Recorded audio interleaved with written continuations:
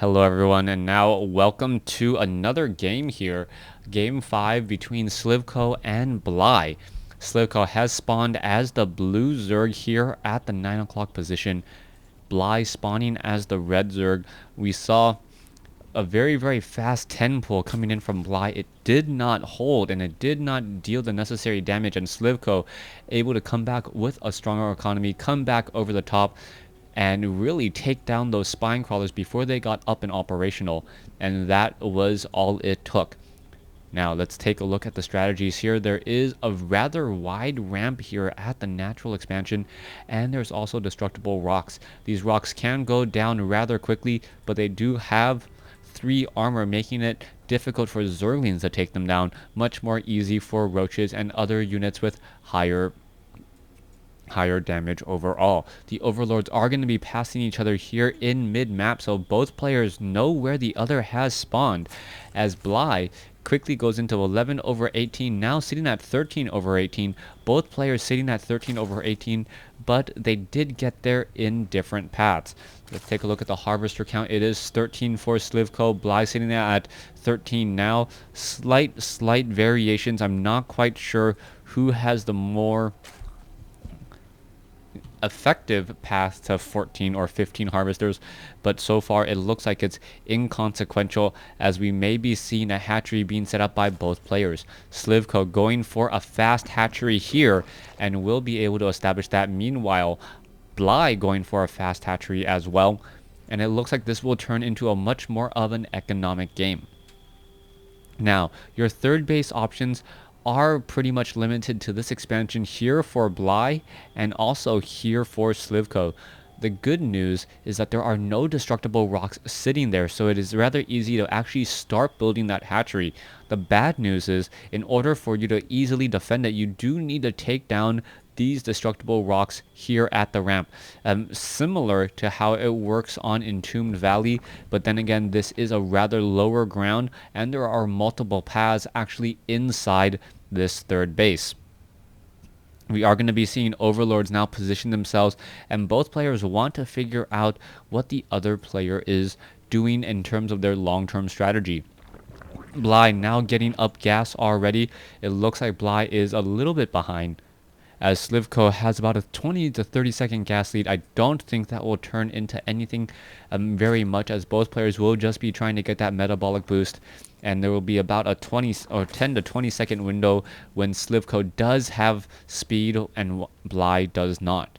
Coming back over here, an overlord is still flying overhead, keeping track of things. We are seeing double queens now being trained. Metabolic boost should be started in just a moment. There you go. One side now getting that metabolic boost. Another side should be starting that right about now. Actually, oh, there it is. So it is going to be a 10-second difference of one group of Zerglings having drinking their Red Bull and getting their wings. The other group of Zerglings lagging a bit behind. Now, so far here, I don't imagine any sort of real aggression coming in between these players until around the 9-minute mark. At the 9-minute mark, these players should start to poke, should start to dabble a little bit and try to perhaps just keep each other honest and do a little bit of slashing. The real benefit is going to be that these queens are going to force that... these queens are going to make it so that at least the attacking forces need to be rather large. You can't just come in with 2 or 3 Zerglings, and I'm curious as to this perhaps possible head fake by Bly. You can see that there was a rather low hit point drone who did take a bit of damage. He started to grow up and be a hatchery, or sorry, grow up and be an extractor. And that did 2 things. It saved the drone from getting taken down, and it also may have been a head fake play to say, Bly, do you really think I'm going on to 3 gas perhaps this quickly? Slivko now moving out. He does have that metabolic boost. That is going to be that 10-second advantage, as I mentioned moments ago. And we are now perhaps going to be seeing some Banelings. Banelings already possible by Slivko, but he does fly straight underneath an overlord here, as queens are holding on the ramp, and there is also 1 spine crawler as well.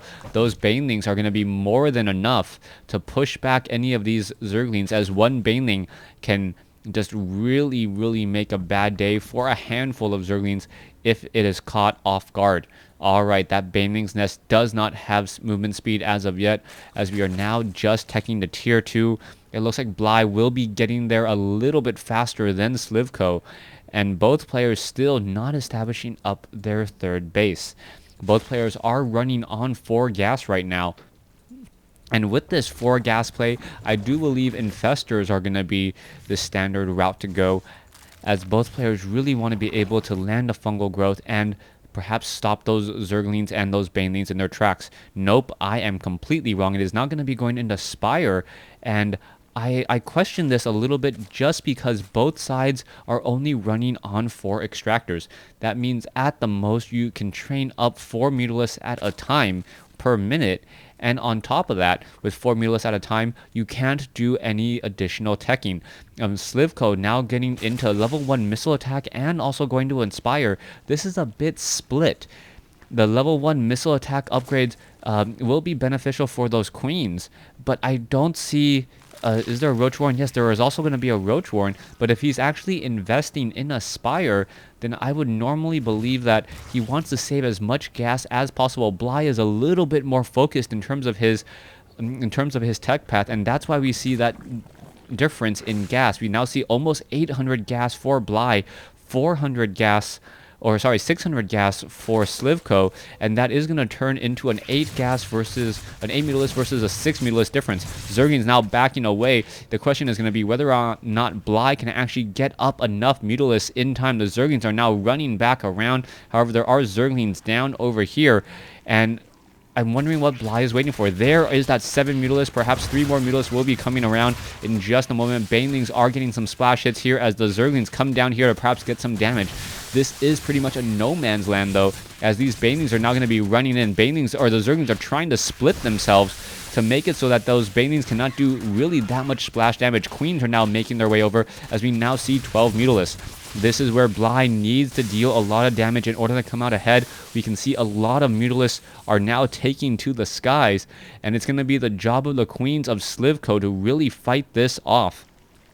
Now, Slivko currently running on, I believe, Slivko's only running on 2 queens, so she's not going to be able to really hold the Mutalisks if they reach a critical mass in number. Mutalisks are now in the air here, and Bly with that Mutalisk advantage, 12 Mutalisks over 7, and that is going to be a bit of a problem. Slivko was the one that invested in a little bit more of those defensive Banelings and also the level 1 missile upgrades for those queens, but with only 2 queens, or now perhaps 3, is it going to be enough?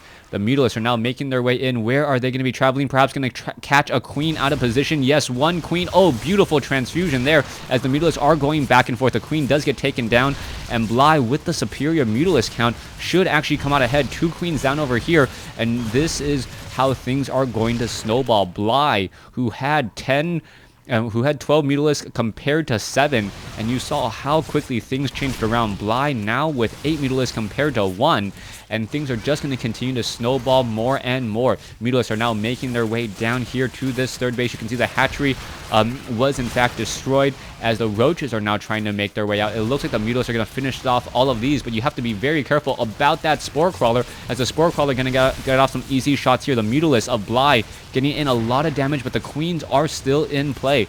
What's in production now? More Mutalisks being added. You can see pathogen glands for fungal growth, and that was the original path that I expected Slivko to take, since he was trying to get that missile attack. Perhaps 1 additional Mutalisk or perhaps more queens would have been the better choice. Bly now with 10 Mutalisks in a very, very forward position, placing down a lot of pressure, and things are going to go well for Bly as he is already running up on 3 bases. He has the larva advantage, and now all we can see Slivko do is perhaps try to do a run by somewhere else. Roach is now coming in. Queen now down over here. The Spore Crawler is not in that great of a position as another queen does get taken down, meaning that Slivko is going to have very, very hurt production as well. Banelings now making their way back into the mineral line here, taking out a whole group of Zerglings, and now we have to be careful. There is 1 infestor in the group. Is that Spore Crawler going to get taken down? There is 1 fungal growth. There is another, and is this going to be the counter? The Mutalisks were perfectly split, though, meaning that 2 fungal growths only hit about 6 overall, and there is the well played by Slivko. Slivko not having enough queens and allowing Bly to just get up on a superior number of Mutalisks. When Mutalisks battle against each other and you see 12 Mutalisks versus 8, at the end of that fight it is often 7 Mutalisks or 8 Mutalisks versus 0, and that's when things start to get rolling and momentum is on the side of Bly. Thanks for watching, thanks for listening, hope you guys enjoyed this series.